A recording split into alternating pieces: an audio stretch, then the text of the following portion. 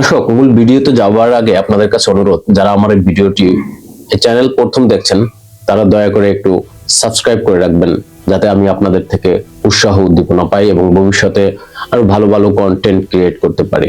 তামিম ইকবাল কি বলছেন আমরা একটু দেখি। উনি বলছেন উনি যদি বোর্ডে থাকতেন তবে ভবিষ্যৎ সহ সবকিছু নিয়েই উনি চিন্তা করতেন।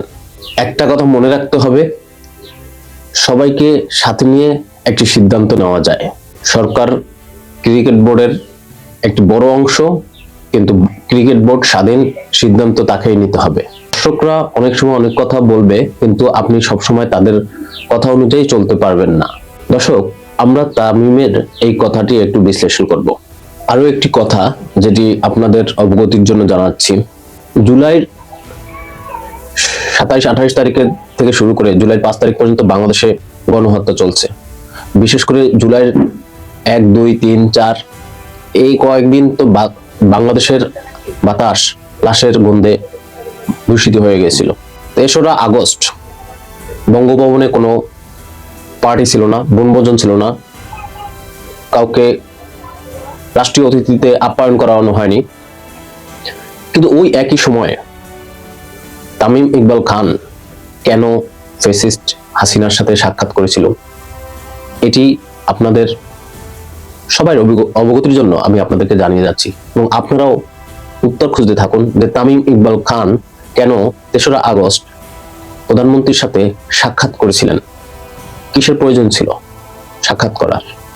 আপনারা আমার এই প্রশ্নের উত্তর খুঁজতে থাকুন এবং ভিডিও শেষ দিকে আমি এর উত্তর দেব ইনশাআল্লাহ। তামিম ইকবাল খান প্রথমে বলছেন আমি যদি বোর্ডে থাকতাম, কিন্তু আমরা জানি দর্শক, তামিম ইকবাল খান শুধু বোর্ডে থাকতে আসেননি, উনি বোর্ড প্রেসিডেন্ট হতে চেয়েছিলেন। কিন্তু উপদেষ্টা আসিফ মাহমুদ সজীব ভুঁইয়া কোনো না কোনো ভাবে তামিম ইকবাল খানের চারিত্রিক সার্টিফিকেটটা হাতে পেয়ে যান, এবং তামিম ইকবালের যে খায়েশ ছিল বোর্ড প্রেসিডেন্ট হওয়ার, সেই খায়েশকে উনি চুরমার করে বাংলাদেশের legendary batsman pioneer Aminul Islam বুলবুলকে board president করেন। তারপরে তামিম বলেন আমার সিদ্ধান্ত হতো সবকিছু ঘিরে বাংলাদেশ ক্রিকেট নিয়ে শুধু আপনিই ভবিষ্যৎ করতে পারেন, আর যারা এখন ক্রিকেট বোর্ডে আছে তারা ঘাস কাটতেছে, নাকি আপনার পরিকল্পনা ছিল পাপন সুজঙ্গদের সেভ করা। আপনার এই ভবিষ্যৎ পরিকল্পনা আপনি করতেন, এই কথাটা যারা বোর্ড প্রেসিডেন্ট আছেন, যারা বোর্ড পরিচালক আছেন, তাদেরকে অবশ্যই হার্ট করার মতো কথা। এটা কি আপনি ফিল করেন?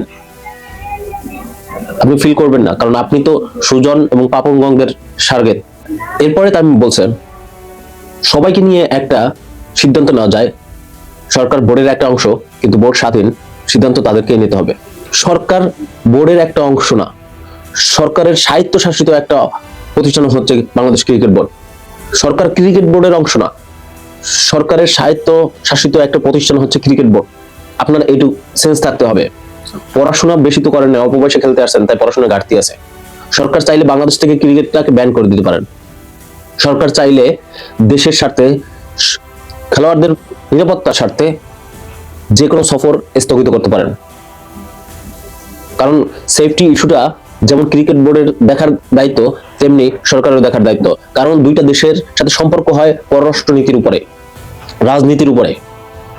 সেইখানে বাংলাদেশ এবং ভারতের মধ্যে এখন একটা রাজনৈতিক উত্তেজনা চলতেছে। সেই বাংলাদেশের প্লেয়াররা ভারতে গিয়ে নিরাপদ থাকবে কি থাকবে না, সরকার যতটা জানে বিসিবি ততটা জানে না। এই সেন্সটুকু কি আপনার ভিতরে আছে? নাই। আপনি বলছেন সরকার ক্রিকেট বোর্ডের অংশ, ক্রিকেট বোর্ড স্বাধীন, ক্রিকেট বোর্ডকে সিদ্ধান্ত নিতে হবে। ক্রিকেট বোর্ড সিদ্ধান্ত নেবে সরকারের মতকে উপেক্ষা করে, প্লেয়ারদের নিরাপত্তাকে উপেক্ষা করে ক্রিকেট বোর্ড সিদ্ধান্ত নেবে যে ভারতে গিয়ে বাংলাদেশ খেলবে কি খেলবে না। এটা কি কখনো ক্রিকেট বোর্ড সিদ্ধান্ত নিতে পারে কিনা? নাকি আপনি তামিম ইকবাল বলছেন যে 90 থেকে 95% আমাদের ইনকাম আসে আইসিসি থেকে, ভবিষ্যৎ নিয়ে চিন্তা করতে হবে। টাকার চেয়ে আপনি দেশের মান সম্মানকে ছোট করে দেখছেন, যে ভবিষ্যতে আমাদের আর্থিক অবস্থা, যদি প্লেয়ারদের জীবনই না থাকে তাহলে এই আর্থিক অবস্থা দিয়ে কি হবে? যে ভারতে গিয়ে খেলতে গিয়ে চরমপন্থীদের হাতে নিহত হওয়ার পরে কোনো সমস্যা নাই, পাইপলাইনে আরো প্লেয়ার আছে, তারা অন্য দেশে গিয়ে খেলে টাকা ইনকাম করবে। সেই টাকা দিয়ে কি হবে যেখানে প্লেয়াররা সেই টাকা দিয়ে উপকৃত না হবে? সেই টাকা দিয়ে কি হবে যে টাকার জন্য প্লেয়াররা জীবন দেবে? সেই টাকা দিয়ে কি হবে যেখানে দেশের মান সম্মান থাকবে না? মুস্তাফিজকে বাদ দিল আইপিএল থেকে, আপনি তো একটি কথা বলেন নাই। এই কোয়াপ যে ক্রিকেটের সংগঠন আপনার প্লেয়ারদের, তারা তো একটি কথা বলে নাই, একটা স্ট্যাটাস দেয় নাই। কলকাতা নাইট রাইডার্সের এই সিদ্ধান্ত মুস্তাফিজের বিপক্ষে যতটুকু না গেছে, তার চেয়ে দেশের বিপক্ষে গেছে শত শত গুণে বেশি। কারণ দেশের জন্যই মুস্তাফিজকে বাদ দেওয়া হয়েছে, বাংলাদেশের বর্তমান রাজনৈতিক প্রেক্ষাপটের জন্যই মুস্তাফিজকে বাদ দেওয়া হয়েছে। প্লেয়ার মুস্তাফিজকে বাদ দেওয়া হয় নাই, একজন বাংলাদেশি প্লেয়ারকে বাদ দেওয়া হয়েছে। এখানে বাংলাদেশ ইনক্লুডেড। আপনার সেন্সে কি এটা কুলায়? আপনার সেন্সে কি এটা ঢুকছে যে মুস্তাফিজকে যে বাদ দেওয়া হয়েছে সেটা বাংলাদেশকে বাদ দেওয়া হয়েছে? এখানে অবশ্যই সরকারের সিদ্ধান্ত নিতে হবে যে তারা কি হিসাবে বাদ দিছে, যে মুস্তাফিজকে তারা নিরাপত্তা দিতে পারবে না। তাহলে পুরো বাংলাদেশ টিম, বাংলাদেশের যারা প্লেয়ার, তাদের ফ্যামিলি, বাংলাদেশের দর্শক যারা খেলা দেখতে ওখানে যাবে, টিম ম্যানেজমেন্ট, এদেরকে কিভাবে নিরাপত্তা দেবে ভারতীয় ক্রিকেট বোর্ড বা আইসিসি? আপনার কাছ থেকে উত্তর চাই এটা। আপনি যে বললেন, টাকাটা দেখাইলেন যে আমাদের এত শতাংশ টাকা আসে আইসিসি থেকে, বা ভবিষ্যতে আমাদেরকে আমাদের আর্থিক অবস্থা, এই যে এই কথাগুলো বলে আপনি যে টাকাটা দেশের সম্মান, ক্রিকেটারদের নিরাপত্তার চেয়েও আপনি টাকাটাকে গুরুত্ব দিলেন। আপনাকে প্রশ্নের উত্তর দিতে হবে যে মুস্তাফিজকে নিরাপত্তার ইস্যুতে বিসিবি বাদ দিতে পারে, এই বিসিসিআই বাদ দিতে পারে, সেই ক্ষেত্রে এই বিশাল জনগোষ্ঠী যারা খেলা দেখতে যাবে, যারা খেলতে যাবে, টিম ম্যানেজমেন্ট, আরো সাংবাদিক, তাদেরকে কিভাবে বিসিসিআই নিরাপত্তা দেবে? আপনি কি এই প্রশ্নটা করছেন ভারতীয় ক্রিকেট বোর্ডকে? করেননি তো। আপনি বাংলাদেশের ক্রিকেট বোর্ডের প্রেসিডেন্ট এবং পরিচালকদের জ্ঞান দিতে আসছেন, অথচ জ্ঞান দেওয়ার যোগ্যতাটুকু আপনার নাই। এই সময়ে যখন ভারতীয় ক্রিকেট বোর্ড শুধুমাত্র একজন বাংলাদেশি হওয়া সত্ত্বে মুস্তাফিজকে বাদ দিতে পারে, আর আপনি সেখানে বলতেছেন ভবিষ্যৎ নিয়ে পরিকল্পনা করতে হবে, সেখানে এত টাকা আসে আমাদের, আপনি পক্ষান্তরে আপনি খেলতে যাওয়াকে জাস্টিফাই করতেছেন, তাহলে আপনাকে ভারতীয় দালাল বলাটা কি খুব অন্যায়ের কাজ? তারপরে আপনি বলছেন 90 থেকে 95% ইনকাম আমরা ক্রিকেট মানে আইসিসি থেকে ইনকাম করি। এত বড় একটা মিথ্যা কথা, একটা ভুল ইনফরমেশন কিভাবে আপনি দর্শকদের দিলেন? আপনি তো ক্রিকেট বোর্ডের, বাংলাদেশ ক্রিকেট বোর্ডের ইনকাম সম্পর্কেই জানেন না, আপনার সেই অভিজ্ঞতা নাই, আপনি জানেনই না বাংলাদেশ ক্রিকেট বোর্ড কোথা থেকে কিভাবে ইনকাম করে। আপনি আসছেন বোর্ড প্রেসিডেন্ট হইতে, আপনি তো বোর্ডের জারুদার হওয়ার যোগ্যতাও রাখেন না। যারা জারু দেয় তারাও কিছু না কিছু জানে যে তারা বাংলাদেশ ক্রিকেট বোর্ড কিভাবে ইনকাম করে। প্রিয় দর্শক, আমি আপনাদের কাছে একটা প্রশ্ন রাখছিলাম যে 3রা আগস্ট তামিম ইকবাল খান কেন ফ্যাসিস্ট শেখ হাসিনার সাথে গণভবনে সাক্ষাৎ করেছিল?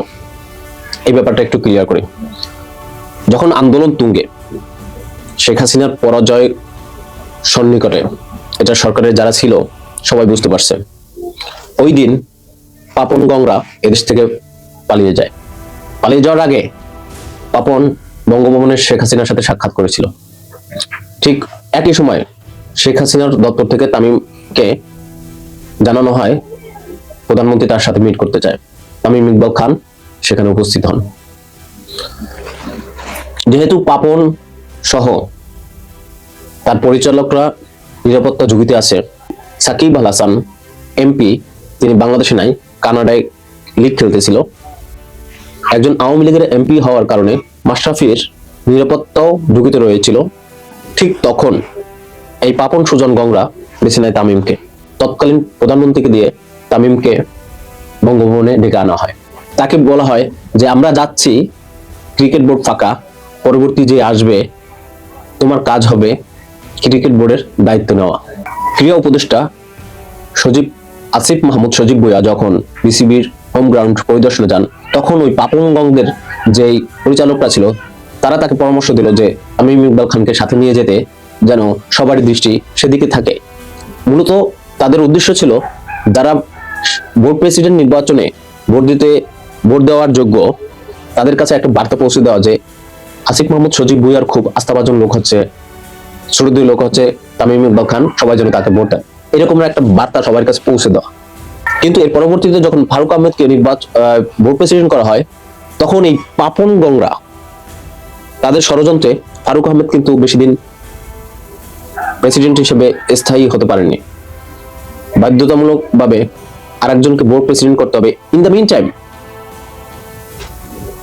তামিম ইকবাল খানের চারিত্রিক সার্টিফিকেট আসিফ মোহাম্মদ সজীব ভুঁইয়ার হাতে চলে আসে এবং তার কাছে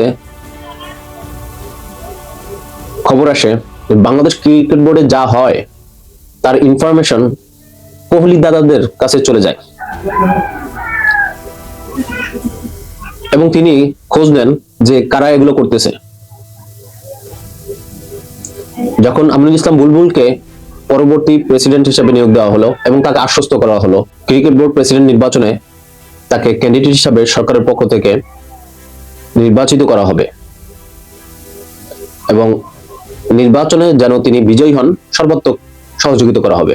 অপরপক্ষে তামিম ইকবাল খানও কিন্তু যারা ভোট দিবেন তাদেরকে কিন্তু হাত করে নিয়েছিল, কারণ যারা ভোটার ছিল তারা ম্যাক্সিমামই হচ্ছে আওয়ামীপন্থী ক্রিয়া সাংগঠনিক সদস্যবৃন্দ। তাই পাপনদের একটা প্রভাব ছিল ভোটারদের উপরে। তামিম ভাবছিল যে নিশ্চিতভাবে সে বিজয়ী হতে যাচ্ছে, কিন্তু দুঃখের বিষয় বয়স অল্প হলেও আসিফ মোহাম্মদ সজীব ভুঁইয়া তার ক্যারিশমাটিক প্ল্যান দিয়ে ভোটারদের বোঝাতে সক্ষম হন যে আমিনুল ইসলাম বুলবুলি বাংলাদেশের যোগ্য বোর্ড প্রেসিডেন্ট হওয়ার। এই পরিপ্রেক্ষিতে নাজমুল ইসলাম সাহেব উনি তামিমকে ভারতীয় দালাল বলেছেন। অ্যাজ এ বাংলাদেশি আমি ব্যক্তিগতভাবে মনে করি নাজমুল ইসলাম যথার্থই বলছেন, কারণ আমরা এই দেশে আর আধিপত্যবাদের ছায়া দেখতে চাই না, তাদের কালো শক্তি দেখতে চাই না। আমরা একটি স্বাধীন সার্বভৌম বাংলাদেশ চাই। বাংলাদেশ জিন্দাবাদ।